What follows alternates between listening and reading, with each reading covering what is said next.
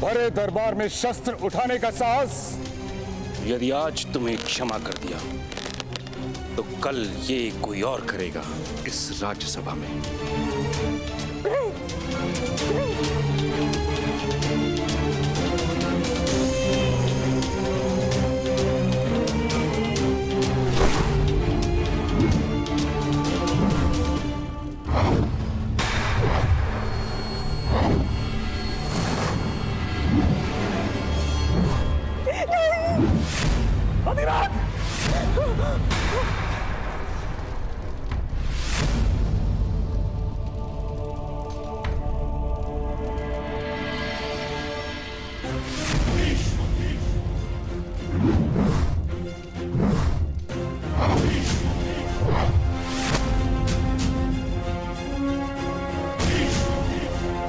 तुम्हारे प्राण नहीं लूंगा मैं। कुरु सभा में बालक की हत्या नहीं की जाती।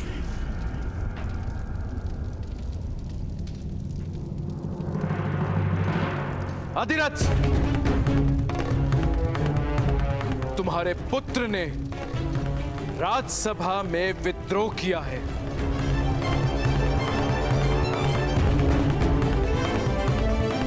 किंतु उसने मेरे पुत्रों को जीवन भी दिया है। इसीलिए हम तुम्हें केवल इतना ही दंड देते हैं कि आज के बाद तुम्हारा पुत्र कभी भी धनुष नहीं उठाएगा।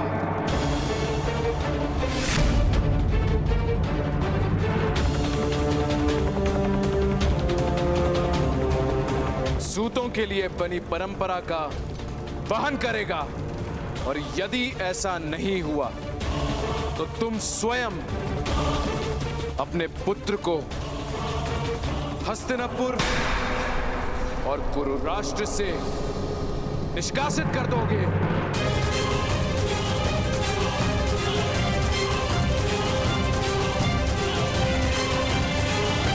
इस समय तुम दोनों मुक्त हो।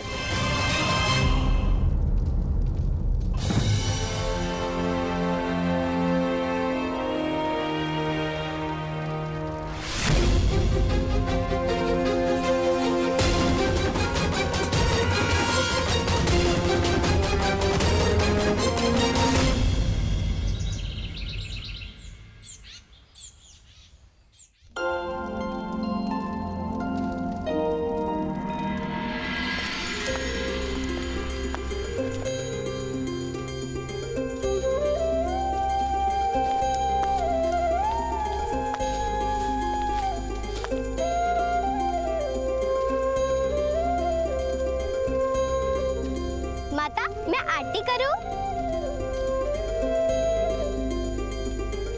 अवश्य वैशाली, तुम्हारा तो सबसे पहले अधिकार है। जब हम बड़ों का विश्वास टूट गया था तब तुम मित्रों ने ही तो साथ दिया कर्ण का।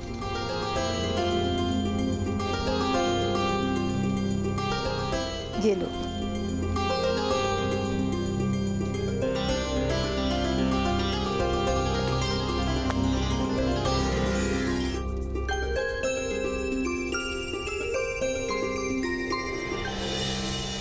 आज के बाद तुम्हारा पुत्र कभी भी धनुष नहीं उठाएगा।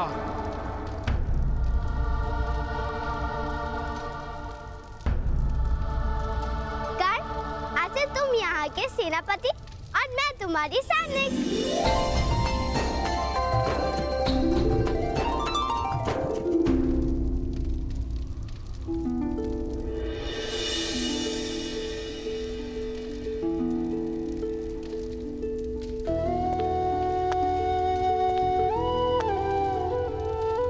पुत्र कर्ण,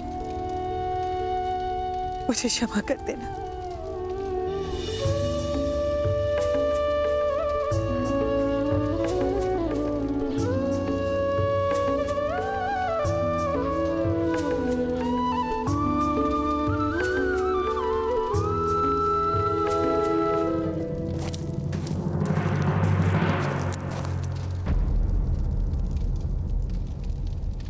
सूत अधिरथ, आपको महामहिम भीष्म ने बुलाया है। सूर्योदय के समय गंगा के पावन घाट पर प्रातः स्नान हेतु महामहिम नित्य जाते हैं। कल प्रातः काल आपको वहीं आने का आदेश है। अवश्य।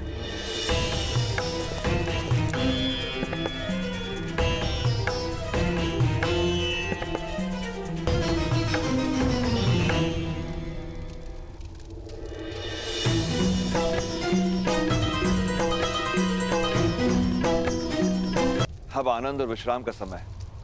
बालकों के सम्मान में राधा आज सबको भोज देंगी। बामिल, शोण, कर्ण को ले जा।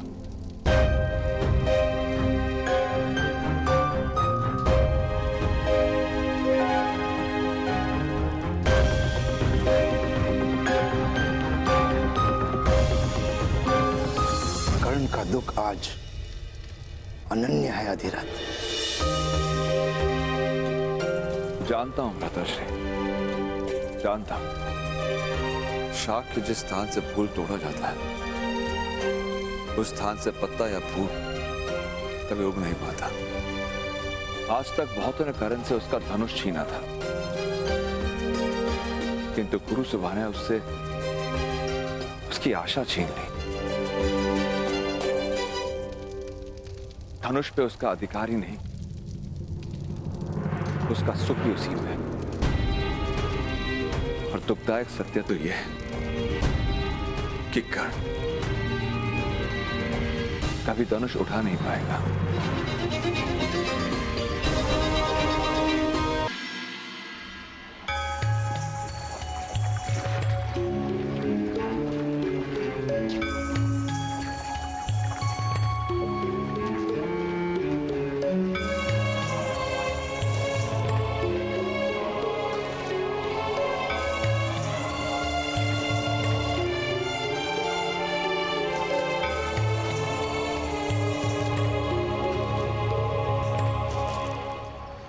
प्रणिपात मामाई। कल्याण हो। क्या कार्य करते हो? अभी अभी हसनापुर आए, अभी कोई कार्य आरंभ नहीं किया। मैं तुम्हें अपने सारथी के रूप में नियुक्त करता हूं।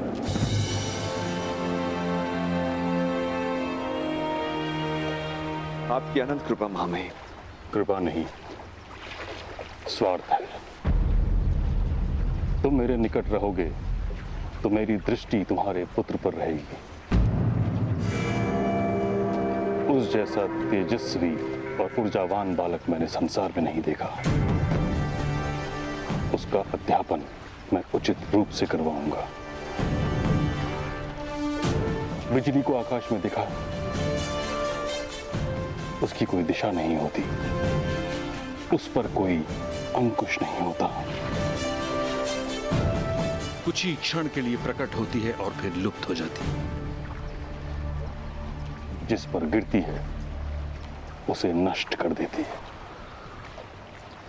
मेरी इच्छा है कि तुम्हारा पुत्र एक महान सारथी बने, ताकि समस्त सूत समाज का मार्गदर्शन करे। बिजली की भांति उसका सामर्थ्य छिन्न भिन्न न हो जाए।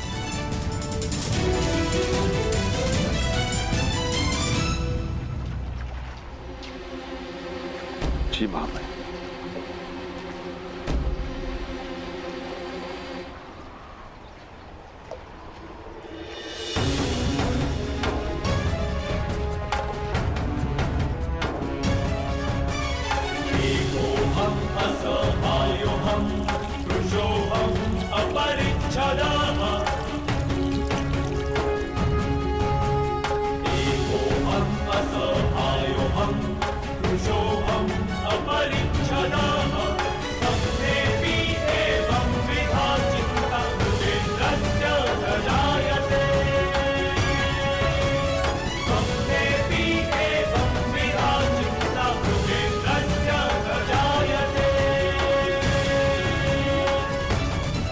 बिजली की भांति दिशाहीन नहीं हूं, मनुष्य हूं।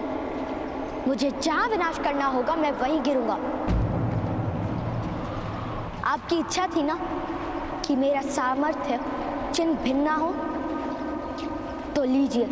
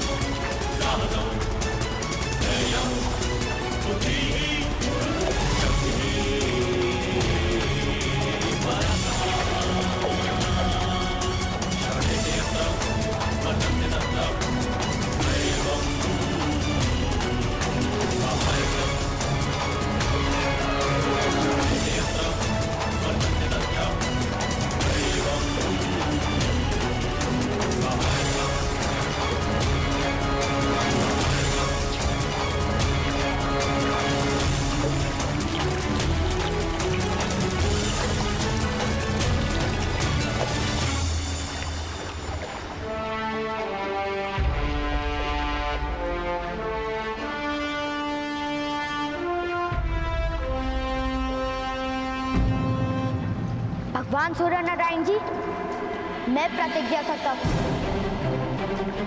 प्रातःकाल सूर्य अर्घ के समय मेरे सामने आने वाले व्यक्ति को मैं अवश्य दान दूंगा।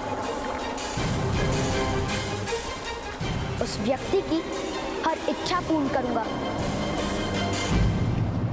और उस प्रतिज्ञा की आपूर्ति का आरंभ मैं आज से करता हूँ। मैं आज से करता हूँ। मैं आज से करता हूँ। मैं आज से करता हूँ। मैं आज से करता हूँ।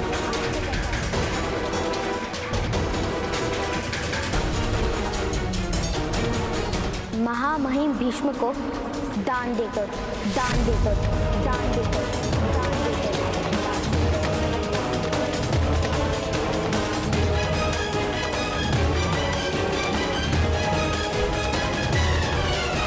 आज मुझे शस्त्र का त्याग करना पड़ा है, किंतु आगे जीवन में किसी कारणवश अगर मुझे शस्त्र उठाना पड़ा तब उसका त्याग कोई नहीं करवा पाएगा। नहीं करवा पाएगा।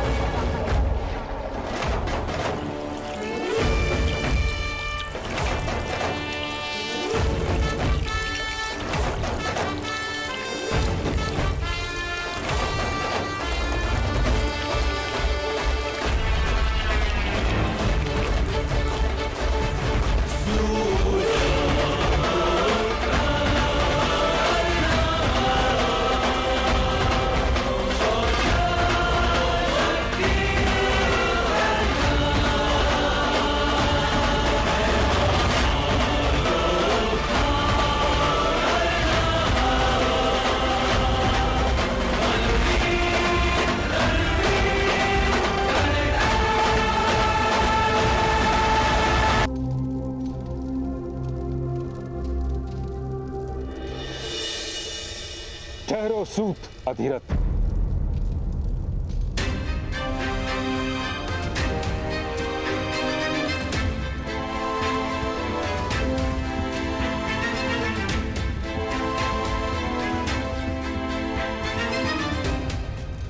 ये सत्य है महाराज कि मदनजय अपराधी था और जो दंड उसको मिला है वह उचित है। सत्य है कि इस बालक ने राज परिवार पर उपकार किया है। यह भी सत्य है कि इसका साहस और आत्मविश्वास अद्भुत है। सत्य के प्रति इसकी निष्ठा और सामर्थ्य पर कोई संदेह नहीं। किंतु महाराज, कि समाज केवल एक व्यक्ति से नहीं बनता। राज्य के सभी मनुष्य को संतोष प्राप्त हो, ये भी तो अनिवार्य है, और ये केवल तभी हो सकता है जब व्यवस्था का पालन हो तथा परंपरा का निर्वाह अनिवार्य है। यदि व्यवस्था टूटती है तो समाज में विद्रोह उत्पन्न होता है, और हर प्रकार के विद्रोह को बल से शांत भी तो नहीं किया जा सकता। तात्पर्य तात्श्री? सूत के पुत्र को शस्त्र उठाने का अधिकार नहीं, उसे दंड देना ही होगा।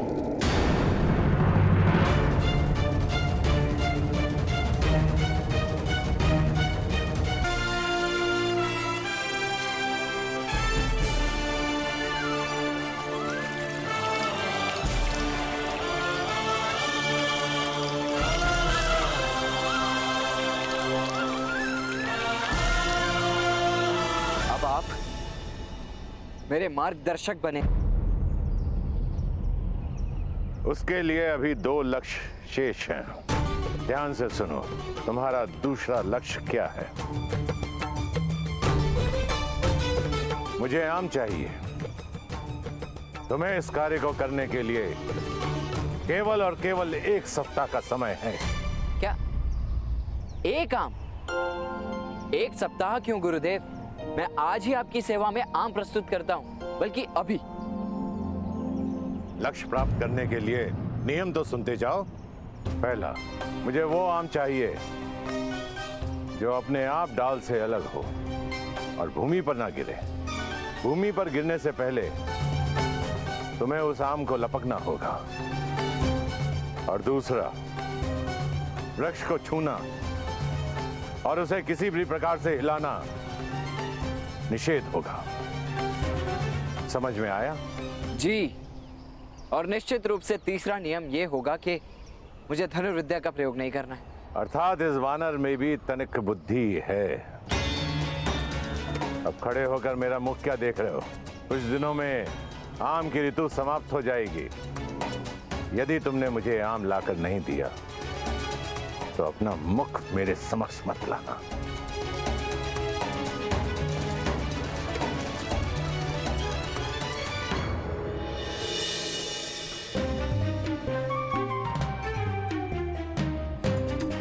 ये भी कोई परीक्षा हुई?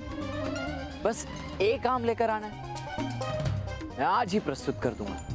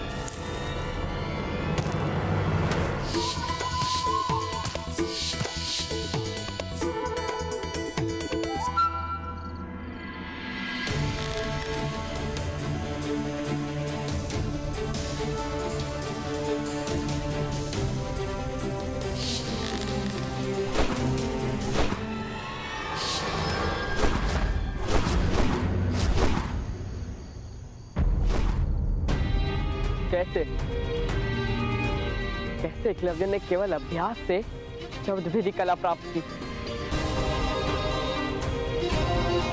यदि उसने प्राप्त की तो मैं क्यों नहीं कर पा रहा?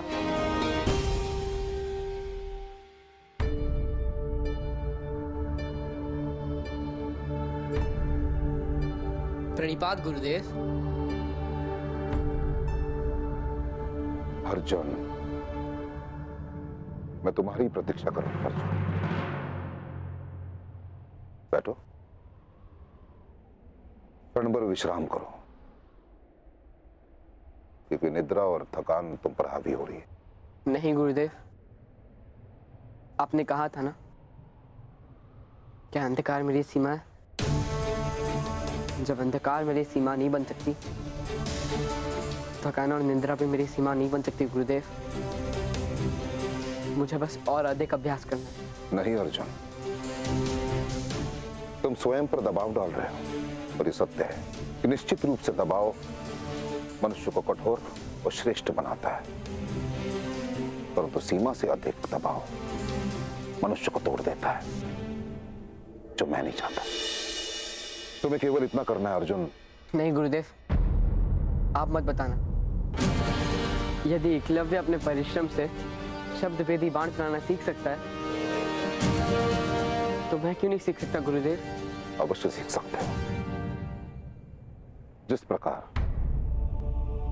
भरे हुए पात्र में अधिक जल नहीं समा सकता, उसी प्रकार भरे हुए मन में ज्ञान नहीं समा सकता।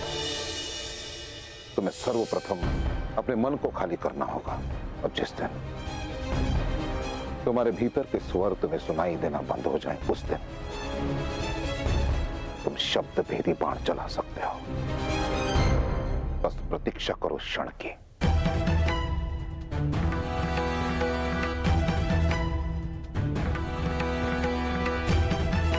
अर्जुन,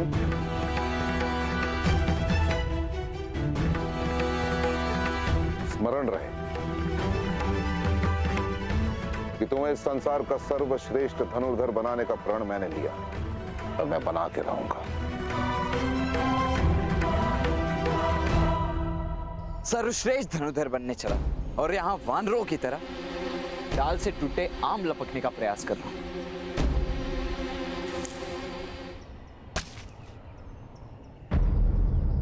मुझे आभास कैसे हुआ कि एक और आम गिरने वाला है?